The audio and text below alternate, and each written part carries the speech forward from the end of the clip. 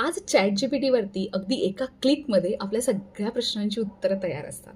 पण तरी आपण त्या गोष्टी लगेच करतो का? किंवा समजा परिस्थिती अनुकूल आहे, तरीसुद्धा आपण त्याप्रमाणे गोष्टी करतो का? एखादी गोष्ट करायची असेल, स्वीकारायची असेल, नाही करत.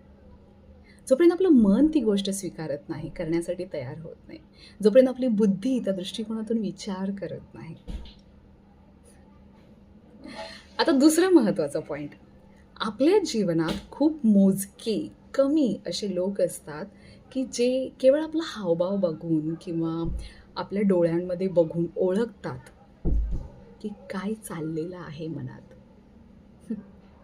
आपण बोलायला थोडंसं हेजिटेशन फील करत असतो. पण तरीही न सांगता आपल्याला आपल्या समस्यांचं निराकरण मिळतं, आपल्याला मार्गदर्शन मिळतं त्यांच्याकडून. तुम्हाला माहिती आहे?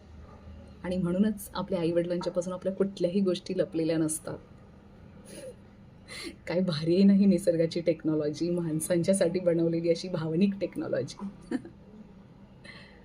तिसरी महत्त्वाची गोष्ट, जीवनात प्रत्येक टप्प्यात आपण जसजसे शिकून, अनुभव घेऊन पुढे जात असतो.